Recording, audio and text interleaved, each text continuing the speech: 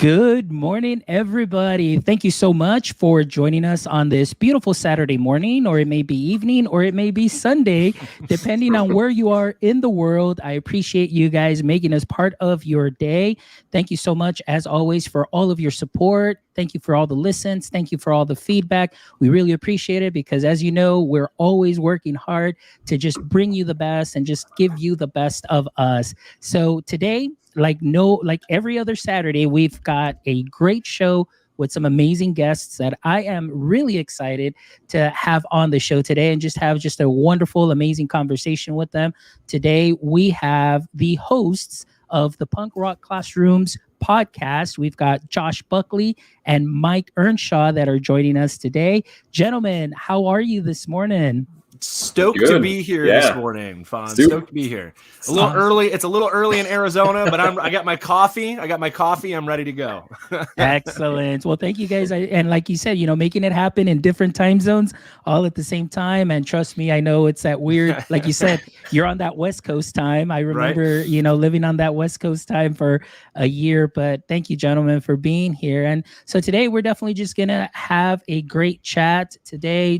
We're going to be talking about the passion, unity, and the DIY classroom, which is pretty much what you embody, what you share in your podcast. So we're going to get started from the very beginning and, some introductions. And I really want to know your story, where you're coming from, as far as falling into education, falling in love with it and what you're doing and just your experiences. I always love our audience members, including myself, just to be able to see things from different perspectives and people that may have not gone maybe a traditional route into education and being now in the education world and how that's been. So we'll go ahead and get started with Josh. Josh, if you don't mind just giving our audience just a little brief introduction, your context in education, and if you can add one interesting thing about yourself that people may not know.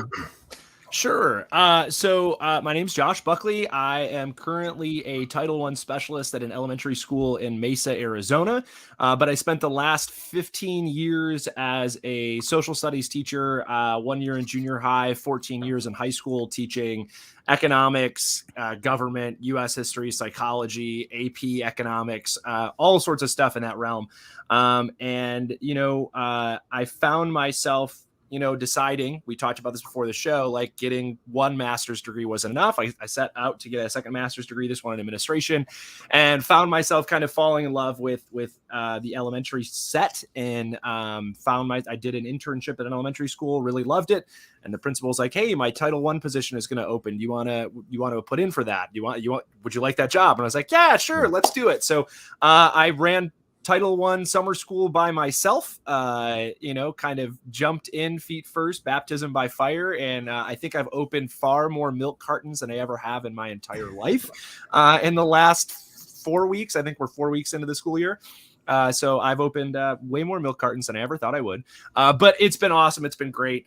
A fact about myself that people might not know. I can't talk about guitars because those are behind me. I guess I'm a giant comic book nerd, right? So I love comic books. I've read comic books since I was in, I don't know, like 6th grade or something like that. 10 years in 5th, 6th grade, and have loved them for a really long time. It's something that I brought into the classroom with me. We used to read different historical takes on stuff through comic books, and so that's my little thing that maybe not everybody knows.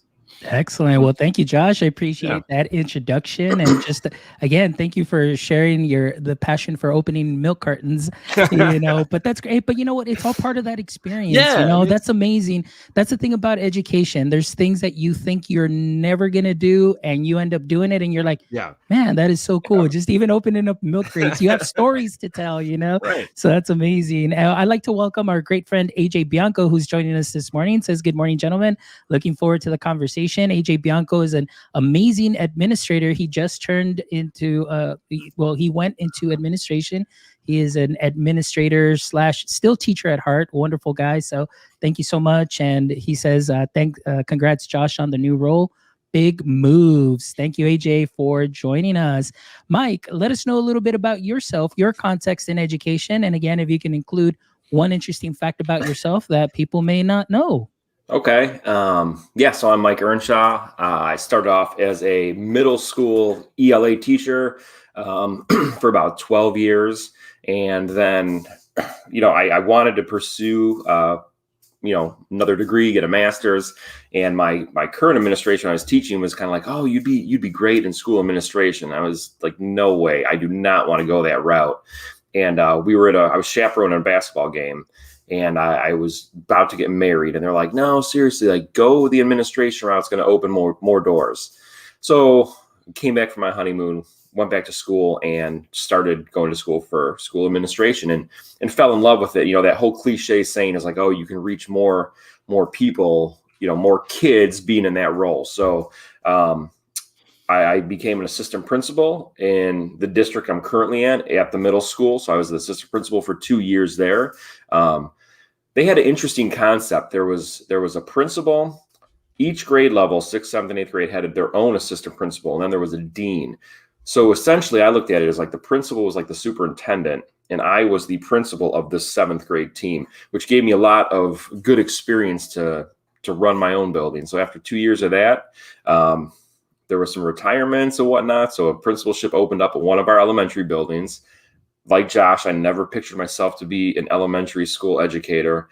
But I'm like, I wanted to get that, become a principal, have my own building. So I went for it, got it. And in my 8th year there now, and I have fallen in love with elementary school. Like there's a lot of milk cartons and juice, and I'm spilling those juice cups that have too much liquid in them. It's on my shoes right every day, but those get you. But it's juice grenades. Juice grenades. Yeah. And an interesting fact about me: I cannot whistle. I cannot snap my fingers, and when I count on both and on either hand, I can't lift my ring finger. So I have to go. Then I can do it. If I go like this, I can't lift the ring finger. Wow. There you go. Yeah. Interesting. Yeah, hey, I'm a freak. There you go. Hey, no, not at all. Not at all. You're just an awesome, passionate administrator that is unique in his own special way. And I don't know, maybe you think that might be just a little juice grenade injury there. Maybe it could be. Oh man, we've got Tim joining us. Good morning, Tim from New Jersey, and we've got M. Murphy, 1964, says the punks who are true to kids. There you go. So that's amazing, gentlemen. And so thank you so much for the introductions. Thank you so much to everybody that's watching and listening to us. I really appreciate you guys. And again, let's go ahead and just get started, guys. Let's talk about, you've talked a little bit about your current roles that you're serving and, a little bit about your background. But what I always love to do is this first segment of the show, I always like to dig in deep, like, in the past, what led you to this course or, to get into education. So we'll start with Mike. Mike, as you were growing up and thinking about professions or what it is that you wanted to do, is education really the path that you wanted to take? And if so, or if not, what was it that sparked that passion or that interest for education? So Mike, we'll get started with you. Yeah, no, growing up in high school, I never wanted to be a teacher. I was always a good student. And then in high school, I, got mixed in with some different crowds, and I could have gone a completely different path as some of the people I grew up with did. But there were always a couple teachers who saw I had the mohawk and the skateboard and the size 60, kickwear jeans, Jenko jeans. Like they saw past all that, and they saw something in me, and they would really try to push me and encourage me to do something more. So I, by my junior year, I kind of got back on track and was focusing on my education and kind of disconnecting myself from some of those bad habits. So we don't want to see our kids, the path the kids go down. And I was working in a restaurant, and I loved cooking in a restaurant. Like there was something about it. And that's what I thought I was going to do. Like, oh, I'm going to go to culinary school. But then, I graduated high school. I wanted to take a year off. And my mom said, no, if you take a year off, you will never go back. I know you. You're going to get stuck in your ways, working in like this, restaurant bar, and that's all you're going to ever do. So I started going to school, and I had no idea what I was going to do. like I just was taking the classes, to appease people. And then I remember I was sitting there in the courtyard on campus one day, and I was like, I just started getting these flashbacks, like these teachers that had connected with me throughout high school. And I was like, man, like if it wasn't for them, like I wouldn't be here now. And I know my mom pushed me too, but if it wasn't for them, like who knows where I would have gone. And I was like, I'm gonna be a teacher for get into education to help those kids who aren't seen, or who maybe are, not in the in crowd, and, try to help guide them to where they need to go. And so that's kind of why I got into education. That's kind of like my why of why I do this, to let those kids know that we all can become something. So, man, that is great. So, I mean, that really, again, speaks volumes too, because there's so many students that go down different paths, and right. and it's also just who you're hanging out with, and you never really think about consequences when you're young, you're living Right. this life.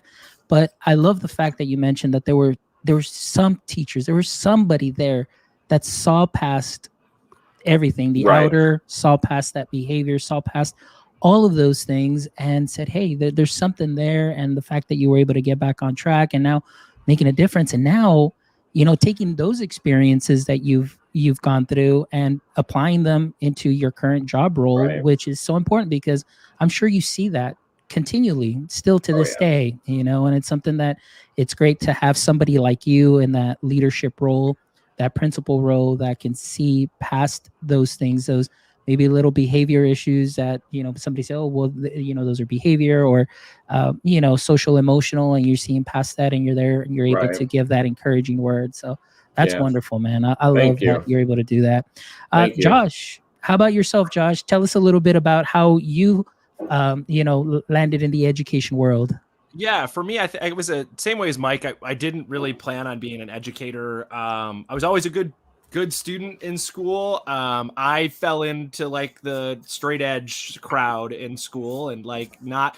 I grew up in the country, but like went to punk rock shows in the city and fell in with like the crew of kids there, like a lot of straight edge Christian hardcore and punk kids. And so I never was going down a bad path, but I definitely didn't think I was going to go on a path to be an educator. In fact, I wanted to go to art school or do something with music. My two favorite classes, I was in band from like 4th grade to 12th grade in school. And then I loved art. I took art all 4 years. I even a couple of us, we couldn't take art one year because it conflicted with another class we had to take. So we convinced our teacher to let us do a independent study as sophomores. So just think of this right now. You're an art teacher and you're going to let 4 sophomore boys have your room during your prep hour, and you're not going to be in there. And so like we convinced her to let us do an independent study to do art on our own. We did art 2 that year on our own, but that was what I want to do. I want to go to art school. I want to do graphic design. I wanted to do, animation or something like that. And then when push came to shove, I actually went to Chicago and checked out the Art Institute. I did like a week on that campus and at the Schaumburg campus before my senior year. I was like, okay, this is it. This is what I want to do. And then my parents were like, we don't think that you should leave the state to go to school. Because I grew up in Michigan. They're like, I don't think you should leave the state to go to school. And, we really, we want to help you, but we're not going to help with college if you leave the state. And I was like, well, then there's no reason for me to go to art school. Like flip the table and be like, dang it, I'm out. Because there were like two-year degree programs. So Right. what's the point? Like, I'm going to stay here for a year. So I decided, you know what? I really loved, I was like, okay, I grew up in Michigan. I grew up in, a town where like your parents worked at Dow or General Motors, right? And then the professionals that I saw were nurses and teachers. And so I was like, well, I definitely don't want to be a nurse because I don't want to see needles or blood. So I'm out of that. So I decided I was going to be a teacher. I love social studies in high school. Government was really one of my favorite things. So I said, okay, I'm going to be a social studies teacher. So that's how I got into education. That first year of college, I was all right, let's check this out. Let's do this. Join the program. And every time I stepped foot into a classroom during those years being in college, you do all your practicum hours and stuff like that. I was like, okay, this is it. I did it. This is what I want to do. And fell in love with it. It was a place where I could bring my, like during student teaching, I would bring my guitar in. We'd write songs about stuff. I could do art projects with my social studies kids and cement that into what we were talking about.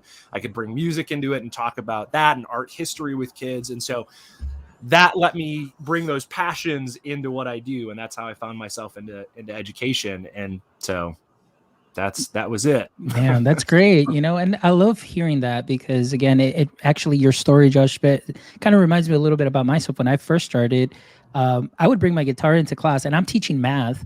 And so, sometimes it was just what I knew. I mean, music is what I loved. I mean, playing in bands for a couple of years, playing saxophone, playing guitar, playing bass. So I was like, hey, I would go ahead and just bring in a guitar, just have some fun with the kids, engage them. And it's still part of the lesson. I mean, it's just a little bit teaching a little bit different. It doesn't look like the traditional, practical way of doing it, but kids are learning, they're remembering. And more than anything, I think with what you both bring is you are able to create those learning experiences. So Josh, in the classroom, those learning experiences, cementing what you love, like you said, your passion for art, bringing that in, tying it into your history class. Mike, also your experiences with music, your experiences with your youth and everything, and bringing that into your roles. Man, it's just amazing, that extra, I think, layer, that life, that experience that you're bringing really makes a huge difference. And I think that's wonderful. And I wanted to touch just a little bit on what Josh said. You were going through the program, you had the ability to go into classrooms and do some student teaching. Right now, here, at least in our area, we're seeing a slight decline into the School of Education. And, oftentimes it's, what else can we do? They're trying to think of what else can we do to, engage obviously the students, and then coming in out of college, how are they going to be able to engage our learners now? So I think, things are changing. But I think that, being able to do what you said, take the passion that they want to be educators, but what else are they passionate about, and how they can bring it in to the classroom and tie it into their lessons. I think that's wonderful. Yeah, we talked about that on one of our episodes, the idea of like bringing your passion into what you do, right? Because I mean, Mike loves skateboarding, and he brings that in. He rides a skateboard around campus as a principal, right? Like, I love music, I love art, I bring that into what I do. And as educators, if you can find that thing that you love, that passion that you have, it might be gardening. We have a gardening club on campus. That's great. The kids love going out there, going and doing that. And that's two teachers who are like, yeah, I love science, I love doing this, let's make it happen. We have a teacher who loves Dungeons and Dragons. So he has a 3D printer, and he's done entire lessons with his kids using Dungeons and Dragons and engaging them in that, like making the little figurines and building stuff with them. Whatever your passion is, for us, it's punk rock, right? So we called the episode like, what's your punk, right? So what's the thing that we love? We love punk rock. What's the thing that you love that you can bring in? Because if you can come into that classroom with that excitement, with that energy, then the kids around you, and they're going to feed off that, and they're going to get excited. And if you help them find their passion, if you help them plug into that thing you love, for me, it was art and music as a kid. Whenever I could plug into that into a classroom, I was like, heck yeah, let's do this. Right. So if we can do that for kids and create those experiences, that makes me love my job way more as an educator. Right. A canned program, opening up the book and having to read the lesson wasn't going to make me love my job. Being able to bring in my guitar and have us write songs about the Salem witch trials or whatever thing we could do, I was like, okay, that's exciting. My kids were pumped about it because I was pumped about it. And we got to like do something great that I loved and that they loved. I think, and I'm going to touch on what Josh said. I think, being a principal, obviously we have new staff that come in, and we have student teachers that come in, and a lot of them feel they have to do that stereotypical canned program, or I'm the teacher, so you can't know about really my outside life except like, okay, yeah, I have 2 kids and 3 cats and this and that. And when in my first few years as a principal, like, I did the stereotypical principal thing. I thought I had to, and I was miserable, and the culture in our building was miserable. And I don't want to say miserable, but I saw it decline rapidly. People weren't enjoying being there. And that's what school, like Josh said, we got to bring these experiences. So when I started opening up and been like, all right, yeah, I've skateboarded my whole life. Here's my skateboard. And I'm bringing the kids, elementary kids just are like blown away by like, oh my God, the principal just went by in a skateboard. But then like you got these kids who then I would connect with them and like, hey, all right, you earned this many points on your goal sheet, or you don't get sent out of class for this, for these next 5 days. I'm going to take you out on the blacktop in the back, and we're going to skateboard together and teach. And it was just me connecting with them and reaching out to them. But the staff also saw me as a person. I think that's what it is. We need people to see us as people, as humans, not as I'm this teacher, I'm this principal with my tie, and that's what we need in education right now, especially coming out of this pandemic. We just need to connect with each other and know, like, look, we're all human. We're all through this together. This is what I'm into. So I think if we could get more districts and building leaders, because that's where it's going to start, to let, like you said, Fonz, earlier, let their teachers, and maybe we said this in the pre-recording, but let people try things and do things and fail from it and then get back up and let's do it. Like, don't be afraid to have some fun, Yeah. I mean, no.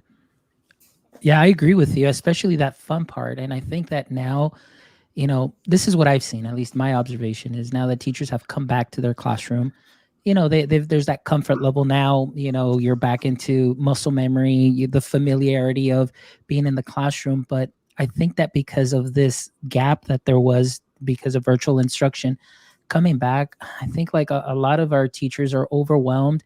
And they know that the students may have, may have missed a couple of things as far as, not all the TEKS or the standards were taught because, we're limited to certain things. And of course, you can't just flip the switch and tell one teacher, hey, you're going from, brick and mortar to online and expect them to cover everything. Right. So, there will be a couple of standards, but I think that they're putting so much pressure on themselves. Yes.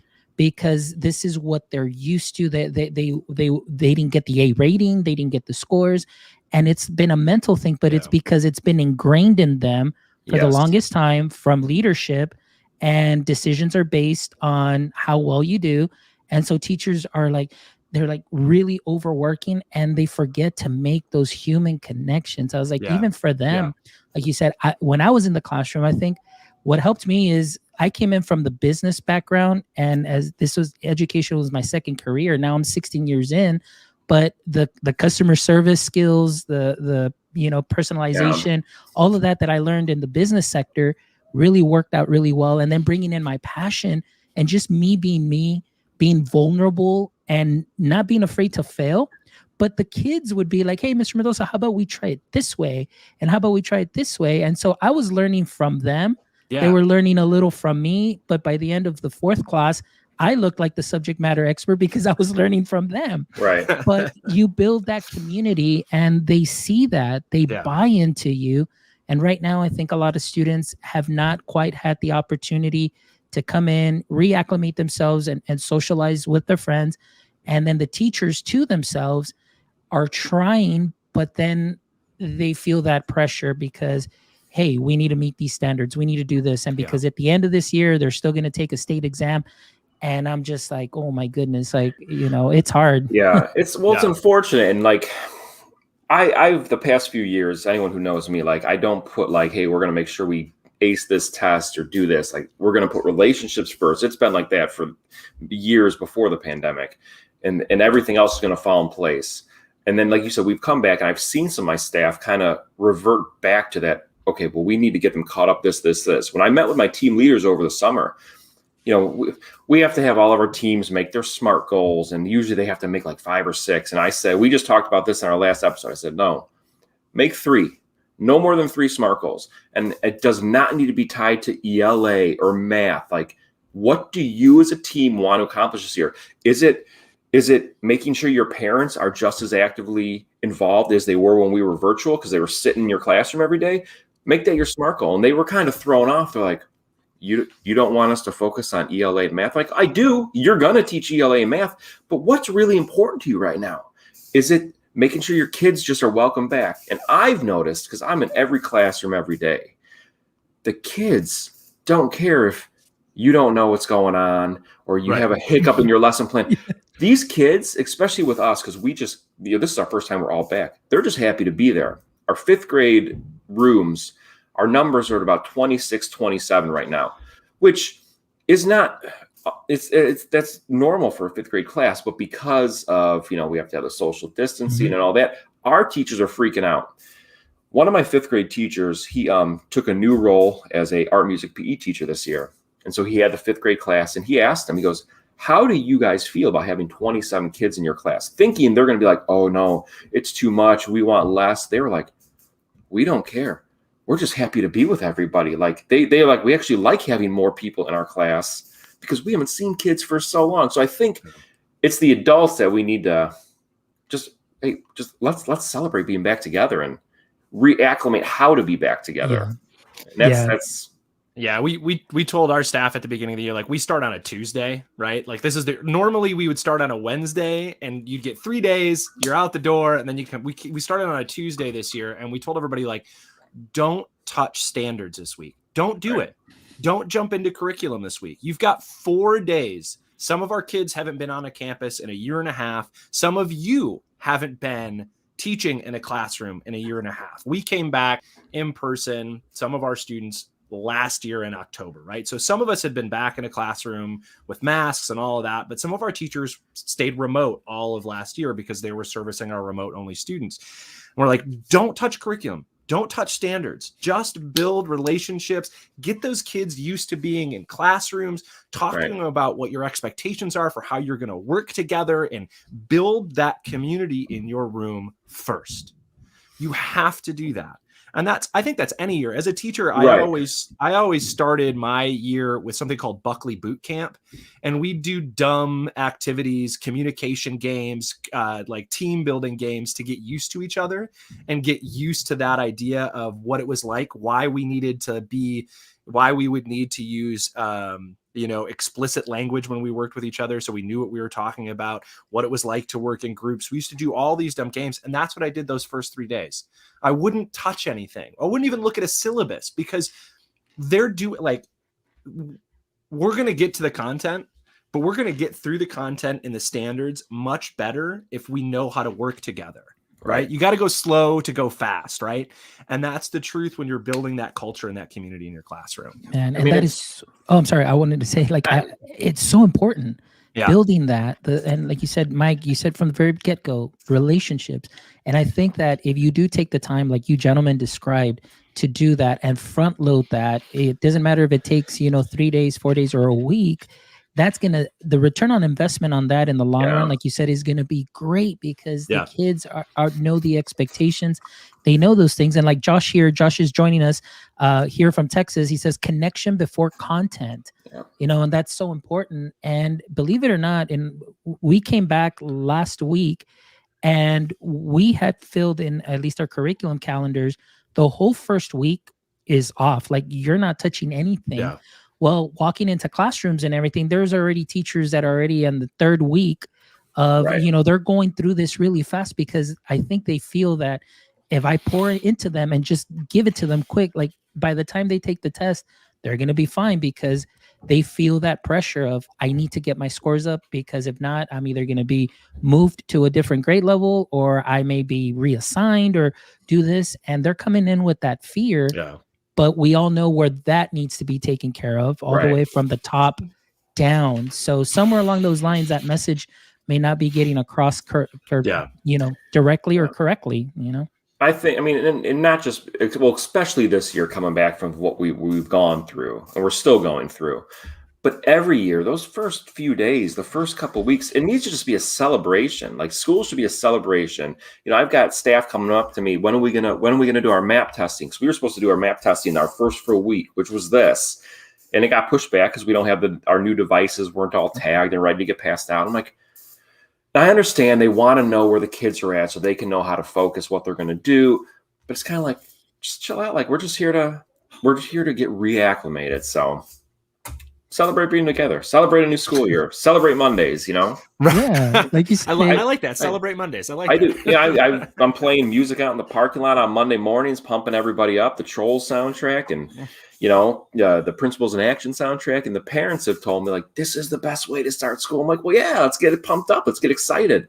Everyone should want to be there, Yeah, no, you're absolutely right. And I love, like, even on your website, as I'm sharing the link, make sure that you follow or visit, punkrockclassrooms.com. And then that way you can check out Josh and Mike there on their page. But just even your heading, you build your crew. That's essentially you as a teacher. You're building your crew up. You're building your students up. They're buying into you. Make a scene, and then teach with passion. I mean, that's really, I love your heading right here, and that's really what I feel that I have been able to do the last 11 years in the classroom, and even now, as an instructional specialist, being able to work with teachers. You just really want to build them up and build that crew, and just I always tell them, just get clicky with it, and if it doesn't work, just click undo. You're not going to break anything, but just giving them that comfort level where they and celebrate them too as well. That's so important. All right, man. Well, this is great. This has been just an amazing back and forth, and getting to see things from your perspectives. One in that principal leadership role, Josh, you as a teacher, and now moving up to Title I, and seeing those things too as well from your experiences. And I think a lot that you've hit on really hits close to home, because this is what I'm seeing firsthand. And I my heart goes out to the teachers that are still have not recovered from that burnout, still haven't recovered, but they're in the trenches, and they mean well, with all this testing, and they want to do that to the students. But in the end, I think it will, cause a little bit more burnout, because it's that anxiety, that stress level, and so on. And I don't want any more teachers to be leaving our profession, because we need wonderful educators.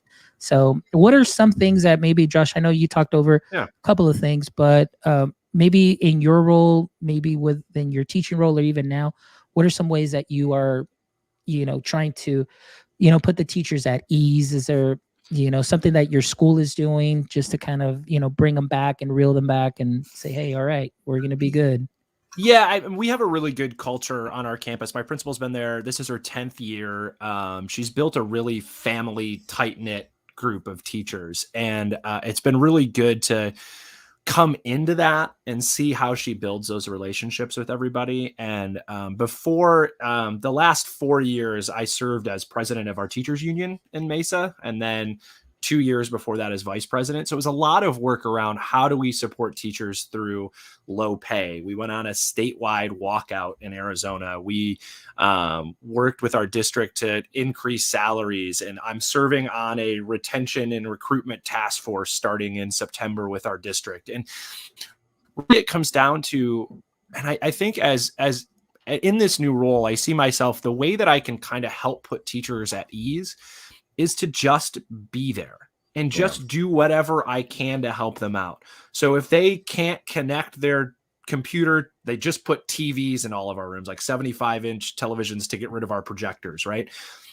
No one knows exactly how to hook it up yet or how to do what with it. And so, look, if I have to come into your room and do that, then I'm going to come in your room and help you do that.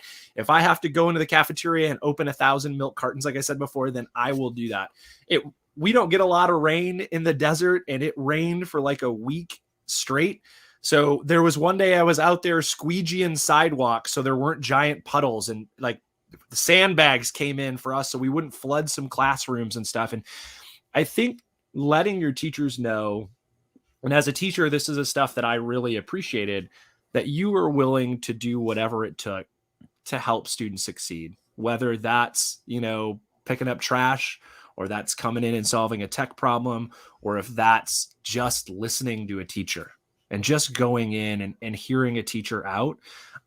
My role as when I was a union president was a lot of that, was a lot of just getting a call from a teacher and listening to what was going on and going, let me see what I can do to help. I'm going to find out what I can find out. And that's what I do now. I don't have the answers for everything, right? But telling a teacher, I'm going to find out. I'm going to find out, and you and I are going to fix it. That I think lets a teacher know that they don't have to dwell or let the weight of whatever it is just crush them, because they know they can bring it to you and you're going to help them solve the problem, right? That we can be that resource to lift them up, to help them get out of whatever it is they're getting out of, and that we're going to help them be successful in their classroom. Because if our teachers are successful, those students are going to be successful. And I don't get to go into classrooms and teach, the 450 kids we have on campus, but I do get to support, the 20, 25 educators on our campus and lift them up so that they can lift those kids up. Nice. Excellent, Josh. I really appreciate that. How about you, Mike? I know you're big on culture that in your school. Give us a little bit about what you're doing as a leader. I know you touched a little bit on that. What else are some other things that you're doing on your campus? Yeah, so I'll be the first to admit, when we were virtual last year, I am not a good virtual leader. I was horrible at it, and I feel I did let my staff down, and I've told them that, and I apologize, and this year's going to be different. But so I'm just getting back to what I've been doing. Like, I got a mobile desk, so I'm never in my front office. Like, I'm out in the hallways, I'm in the classrooms, I'm there with them, so they know you need, like Josh said, just being there. And I don't have all the answers. My staff knows I don't have all the answers, but like, you can come to me. Okay, you worry about these, 20, 30 kids in your room right now. Let me see if I can figure this out or get some advice, and either I'll come back or someone else will come back. But I'm here to support you. So, and that's what I've been doing. Like my emails, I have so many emails built up, because when there's those kids in our building, like, that's my focus. I'm in there with them, and I'm in there in the lunchroom for 2.5 hours a day, because I want my paraprofessionals and our supervisors to know I'm here with you. Let's make sure everything goes smooth, and just letting them know, like I said before, like meeting with the team leaders, just worry about connecting with each other, worry about building those relationships, and I'm just trying to make it a celebration. We did 2 pep rallies our first week. Our first week was 2.5 days. We did 2 pep rallies. One was school wide. We went outside. Then the last was on Friday. We had to do some readjustments because it's so hot here with the humidity in Chicago. You guys got me beat, but you have dry heat, whatever that means. But over here, it's disgusting for us. So, we had to do some readjustments. We did like a pep rally where all the teachers introduced themselves with theme songs, and just making it a place that people want to be at. And, the first day with the staff, I remember talking to my assistant principal afterwards. I'm like, I don't know, our first staff meeting kind of didn't go over the way I wanted it to. And she's like, yeah, I kind of felt like a weird vibe too. But then I was like, as the 2 weeks have gone on now, like, I feel like we're back to where we are. And, we just, that mentality, these aren't your 4th grade kids in your class. Like, these are all our kids. Like, so no matter what, like, we're all in it together. And I'm just there, just out there with them, and playing my Trolls soundtrack and Moana soundtrack. And it's funny, I got this big speaker I just wheel around now. So now I have the mobile desk, a skateboard, and a speaker on wheels. And I just park it in the hall, and I was playing some music, and one of the teachers, I was by her room, and she stuck her head out, because I don't know what they were independent reading or something. She just kind of gave me a look, but she smiled and closed her door. Didn't say, hey, can you turn that off? Because I think they've all realized, like, no, this is going to be part of our culture. Like, yeah, there's kids who have walked by me. There are staff who have walked by me who they've got that look. Because I think that we were talking about this on a boxer group last night. This is the most exhausting year ever. I think we all forgot what it was like to reopen school. And every educator is more exhausted than they've ever been right now. But they'll walk by me and they just hear the music. And you could tell, because music, you guys talked about it. Music, there's just something about it that lifts people up. And so, that's just kind of what I'm doing. I'm just doing my thing. And people say, oh, you're just hanging out, having fun. But there's a whole method behind it, because if you don't have that culture where everyone feels belonged, everyone feels supported, you're, like we said earlier, you're not going to get to all the other things we have to do as educators, or it's going to be much more difficult. Right. Yeah, you're absolutely right. Well, I love that. Like, the way that you guys seem very active, and the roles that you take, and just, it's so important. Like you said, just that the teachers feel like their voice is being heard, they're being helped. And even though you may not have the answers, you're willing to go out there and just find the answers for them. And like you said, one less thing that they have to dwell on. And so that's great. Well, let's talk a little bit about just you both and your podcast too as well, because I want to know just the history of punk rock classrooms. You Yeah. know, Josh being, you know, in Arizona, and of course Mike being in Chicago. I want to know, how did you two connect, and how did this project come about? I love this story. Can I This tell is this is Yeah. good stuff. People So- don't believe that this is this is the reality. So first off, Josh and I have never met face to face. Yeah, we've been doing this. This is 3 years. this is our third year of the podcast. We just started. So we were supposed to meet at the Teach Better conference, 21 or 20, but then it got canceled because of COVID. So we've never sat down in a room together. So even my staff, they don't believe, like, I listened to your podcast. You guys sound like you're right next to each other. I'm like, yeah, no, we're not. We're on Zoom. We were doing Zoom before everyone else was doing Zoom. But so, yeah, I was doing it was a Teach Better Twitter chat or Mastery chat at the time. And it was Josh's first time ever doing a Twitter chat. Yeah. And I had just written a blog, and I was like, oh my God, this question, like, I just wrote about this in this blog. So I shared out my link, and I was like, oh yeah, I'd check out my new blog. And Josh like read it in the middle of the chat, because then he was like, oh my God, he just referenced Sick of It All, like this hardcore band from New York. Yeah. And I was like, hey, someone read my blog. All right, cool. And then I think that we started like just messaging each other and talking, and we were just going back and forth talking about like punk rock and education, and how, because that was what the blog was kind of about. Like, I saw some of these parallels from growing up in the punk rock scene. I'm like, that could work in education. Like, you have to have passion and whatnot. So then we just were talking, and Josh like, hey, would you want to do a podcast? I'm like, yeah, I've never done one. I've always wanted to. And he's like, well, I've done a comic book podcast. Like, we'll figure it out. So we kind of talked about it for a while, and then we just started doing it. And we didn't have like no rhyme or reason. And we're like, we enjoyed doing it. And then it kind of took off, and people were like, oh, I love what you guys are saying. I wasn't in that scene, but I see what and we're kind of like, oh, people are connecting with it. And, it's grown to where it's at now. It's pretty exciting. It's cool. No, it is exciting. And what I love about it too is just I can relate to it, because being part of a scene down here, and also being part, in a couple of band projects and things of that sort, like, I can totally relate. And then of course, just hearing you gentlemen talk and just describe your work ethic and just the way that you're there for people. I mean, that's what the scene was about here. It's like, you're there for one another. Right. You're there. I mean, one guy gets kicked down, like, you pick them up, and, you take care of them and lift them up. And that's what I grew up, like, from the age of, like, was it 17 to about when I had to get a real job, maybe like 20, I don't know, about 20, 24. So, I mean, even though I was short-lived there in the scene, but I experienced those things, and just being able to lift others up and take care of everybody. And now that translates so well into education. So I can see how, people, educators, whether they're not in the scene or are in the scene, can definitely relate to what it is that you're sharing. So that's great. The thing that I do find funny is that you still haven't had the opportunity to meet face to face. Never met face to face. And I think for us, like, we grew, like, everything that I do in education, and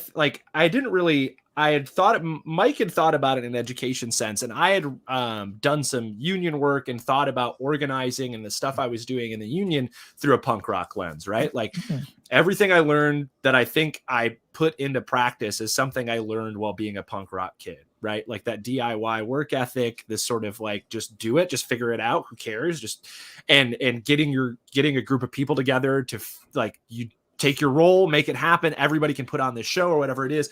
All those things I learned in the punk rock scene. And then when Mike and I were starting to talk about it, I'm like, oh, well, that's why I'm the educator I am, is because of all these things that I did growing up in, punk rock scene, being in bands, recording our own stuff, putting out our own tapes, putting on shows, figuring out how to build pyrotechnics for a CD release show, right? Like burning off arm hair and stuff like that all came from, like that punk rock scene, and just that desire to just like, let's figure it out and let's make it happen. And let's do the best we can do with what we have, is what drives me as an educator. And it all came out of just being a punk and just like those connections I built as a kid. And, being able to get together and being able to talk about this. And, you had mentioned we're just starting season 3. So our first season really focused in on, well, what does punk rock have to do with education? And so that first season, we really sat down and talked about ideas in punk rock, whether it was like, classrooms are for circle pits, or, the DIY mentality, or bringing your passion into what you do. Last season was a lot of, let's look at something in education. Let's look at a topic in education, like evaluations or state testing. And let's look at it through a punk rock lens, right?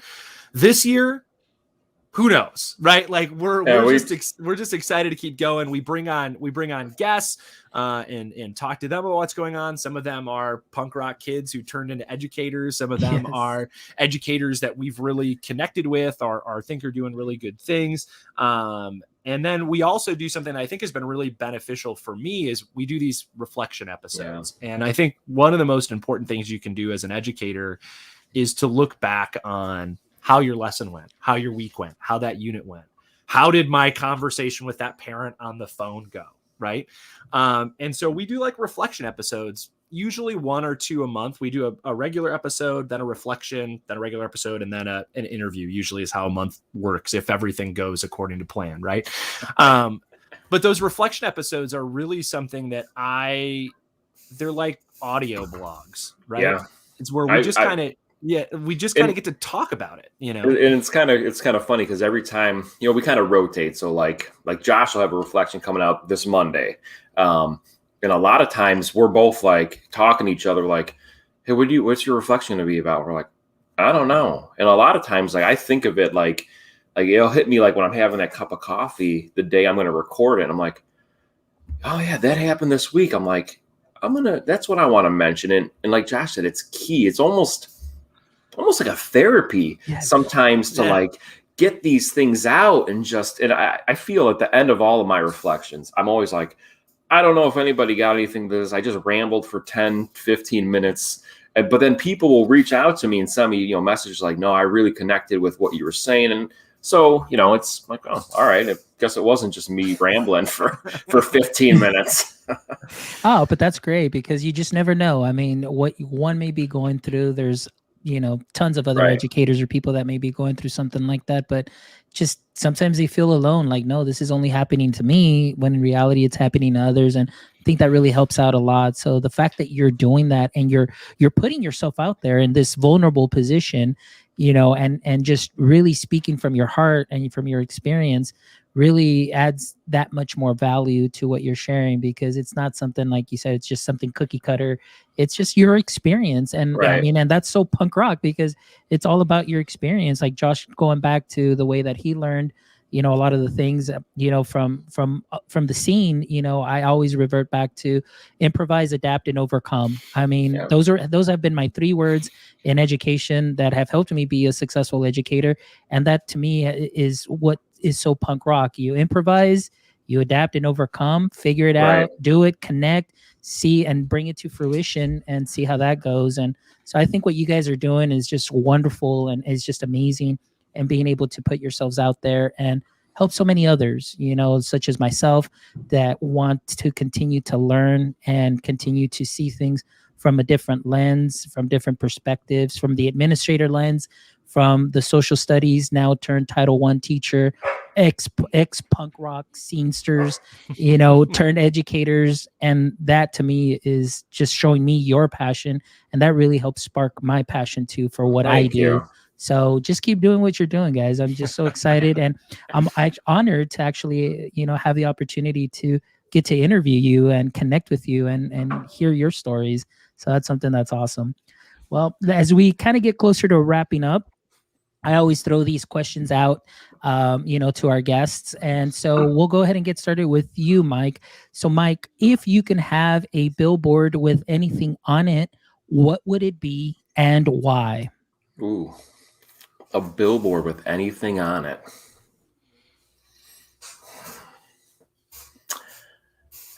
I think I would just put a message out there, kind of like, to stay true to yourself. I think too many people try not to be who they are, and not just in education, in many aspects. I worked in a the department of a trading firm it's a summer job for a while. I've worked, in kitchens, and I think, and especially kids, we see they're trying to, and I know they're learning who they are, but I think just a message to be who you are and don't be ashamed of that, There you go. That's good. How about you, Josh? What would your billboard say on it? Oh man, that's good. There's a quote that I really love, but I wouldn't want to use the quote. There's a quote by Howard Zinn. It's actually a title of one of his books. It's, "You can't be neutral on a moving train."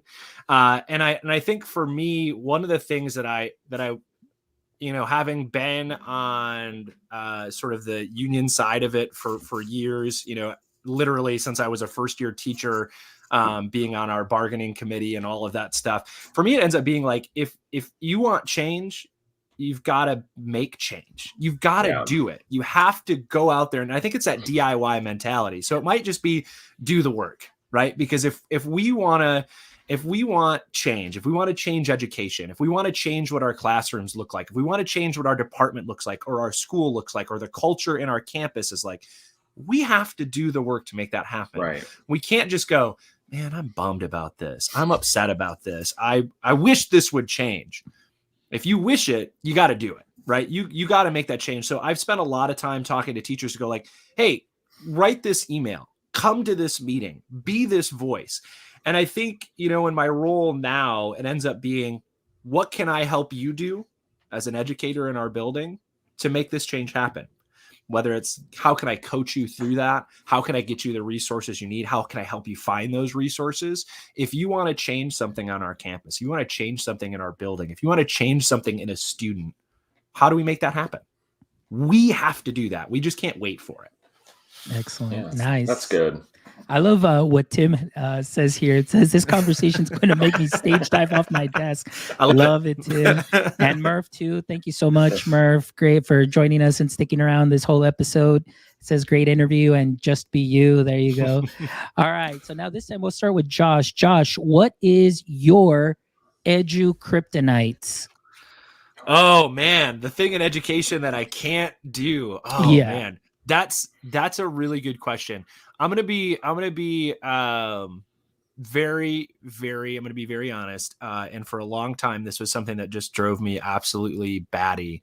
Was just the next word, right? What's the new education word we're using? I just tune out when someone gives me a edu-speak phrase, and I go, can you just tell me what you mean? Don't use this word just because I'm done. I'm done if you try to throw, I get it. You read a book, you're in your master's program, you found this phrase that someone came up with. I love it. I have a degree too. I have 2 of them. I'm working on my 3rd one. But can we just talk about what we want to do and not some fancy word for it? So I sometimes edu-speak words just drive me nuts. Love it. I love it. Hey, that definitely hits here. That's really good. I love that. All right. I used to tell people when I went from business to math teacher, high school math teacher, learning those skills, I said, man, I was doing personalized learning before it was even a thing because I was doing customer service. I was like, now people are using that buzzword like, oh my gosh, I was like, I've been doing it for years. Right. Yeah. But anyway. Maybe the copy machine. Maybe the copy machine is the second one. Yeah, I get you. All right, Mike, what would be your edu kryptonite, Mike? Then this is interesting because, I'm a building principal, so I'm supposed to be an expert at this. Data and data analysis. I don't like it. I hate it. I'm all about relationships and connecting and having fun. And, now don't get me wrong. Yes, there's data and we need to look at it and we need to see where we're going. I get that. But sometimes it's just people are analyzing data just because they feel they're supposed to analyze. You don't have to have an analysis on every single thing that happens in education. I mean, and I think it ties in with sometimes these meetings. You don't need to have a 3-4 hour meeting where we're just talking about numbers and data and going nowhere. So, I mean, that's what really just zaps the life out of me is, but going back to building your crew, I've got staff who know, because I've stood up, I've told parents at meetings, I don't care about the test scores. I don't care about this data. I'm not good at it. So I've got staff who will say, hey, I know we just finished our winter map assessment. do you want me to look at this data for you and kind of tell you what it says? I go, yeah, please. And like they'll do it because they like it. And then they'll sit down with me and they'll be like, okay, here's the trends we're looking at. I'm like, perfect. And I go into a meeting and I always will say, that I didn't come up with this. Teacher, Mr. Buckley came up with this and helped me. I'm going to give them the props. I'm not going to steal their thunder. But that's definitely got to be mine. There you go. That's good. That's good. I hear you. Yeah, data's everywhere. Data drives decisions, and sometimes it's like, oh man, that's just a lot of numbers. Just tell me. Yeah, keep it simple. I'm always all about just keep it simple. Tell me, like, kind of like what Josh says. It's like, this is your phrase. Just tell me what you want us to do, what it means. Have those conversations and see what we can do. Yeah, great, excellent. All right, so this time we'll start with Mike first. Mike, if you could make one of your hobbies into a profession, which one would it be? Oh, well, it's got to be skateboarding. I mean, I'm nowhere near. I never was good, and I'm nowhere near as halfway decent as I was as a youth. I still love it. I just love the feeling of just riding sometimes. But growing up, I was like, I'm going to be a pro skater. Like, I'm going to be in Thrasher magazine. Like, that's what I always thought. And, back then there wasn't a free skate park in every town. Now it's everywhere. It's more accepted. But I think if I could do that and make money and that's all I did all day, that's what I would do. I'd love it. Awesome. Great. Josh, how about you?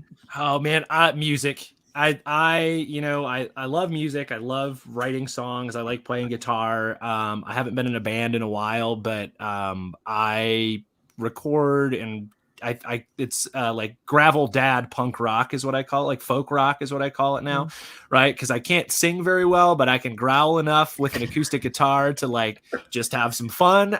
So that's what I would do. That's fun for me. I like writing songs and doing covers of like 80s punk songs that now sound like folk songs. So that's what I like. So nice. If I could take music and do something with it and make it something, that'd be fun.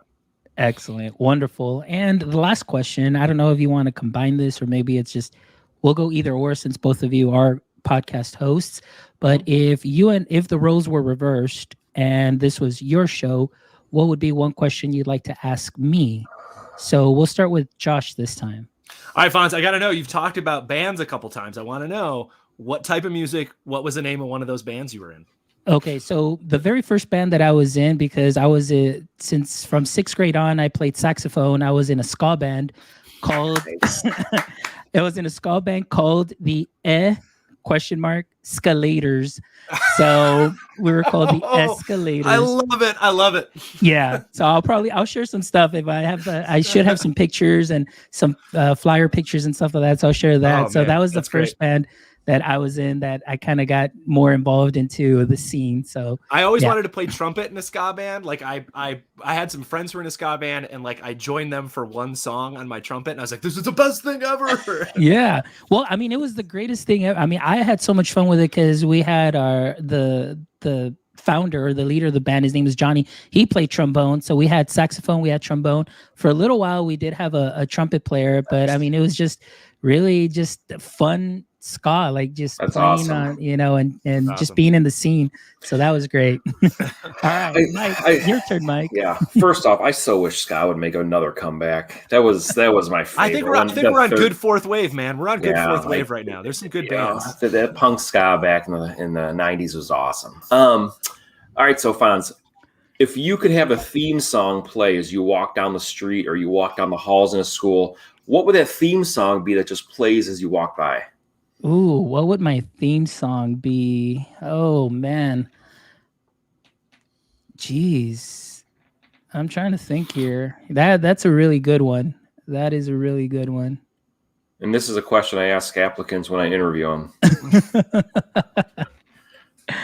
Matt, you know what? Actually, the one song that just came to mind, and I can't even remember the name of the band actually, but growing up having a little portable cassette player, the little, with the equalizer, my very first tape that I bought was the Rocky IV soundtrack.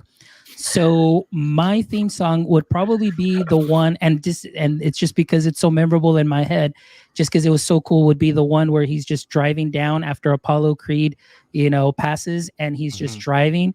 I can't remember the name, but that song, just for me, just when I hear it, just makes me feel like, man, I'm just driving. Like I'm determined. Like That's I awesome. am gonna go Nice. and I'm gonna walk in and I'm just gonna own it.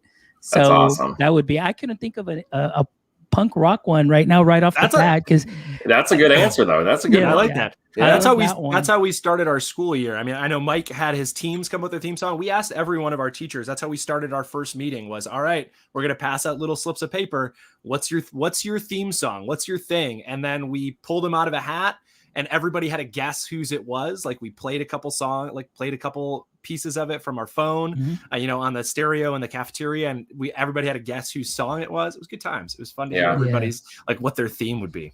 Music because it makes everyone happy. Yeah, always. Exactly. And you know what? That one, I don't know. Like you said, it just makes me really happy. And that's the first one that I could kind of think of that really made me feel, because I just always remember that scene when I hear it, and he's just driving, and they just do that zoom on his eyes. Yeah. And he's just like questioning everything, but like determined, like, I'm going to be that change. I'm going to do something about this and just move forward. So I love that. That's rad. Awesome. So well, guys, it's been an amazing conversation. It's been a pleasure. I can keep talking to you guys forever, but I respect definitely your time zone. So I know I've already woken you up very early, Josh and Mike, but I really sincerely, from the bottom of my heart, had such a great time with you guys. I loved your passion, your drive, everything, you speaking. I was just laser focused on you guys, because I love what you're bringing, your perspectives, your experiences. And I'm sure that our audience members that will be listening to this later on, those of you that were joining us live, like Amanda, M. Murphy, Tim, Karina, Josh, that were joining us also here live, definitely took a lot from this conversation. That will probably like you said, we've got some people stage diving off desks right now, listening, watching live and so on. But thank you, Josh, for what you do as an educator, for your passion and your drive and the change that you're making. And Mike, the same thing. I really appreciate your honesty, being straightforward, and just being an amazing administrator, just saying that showing me that it's okay for an administrator to say, hey, I don't know, but let me find out. Hey, you know what? I don't like that up, but if you can figure it out and we can talk about it and see what I can do to make things better, or even just to talking to your teachers and so on, that really speaks volumes too. That it's that human aspect that you're people first, and we're not the all know-it-alls. And I think that's one thing that I love about this conversation, and really showing the human side of educators, that we're not robots. We have that human side. We don't know everything, but we're able to be that change that we want to see, and we're able to ask those questions and not be afraid to feel vulnerable. But it's all about building relationships first. So that's so punk rock. Love it. Guys, thank you so much. I appreciate you all. And for our audience members, all our audience members, guys, if you can just give us a like on the YouTube channel, subscribe to our channel, visit our website at myedtech.life. Drop us a review, drop us a line. I'd love to hear some feedback. As always, I'm data driven with your feedback. So then that way I can know what it is that I could do better to just bring you the best, because that's what it's all about. Connecting educators, creators, one show at a time, and learning from one another. So again, as always, thank you so much for joining us this Saturday. Make sure you join us next Saturday as well, as we're going to have an amazing show here with an amazing author who's doing some wonderful, wonderful work. And you'll see those promos coming up this coming week. But until next time, my friends, don't forget to stay techie.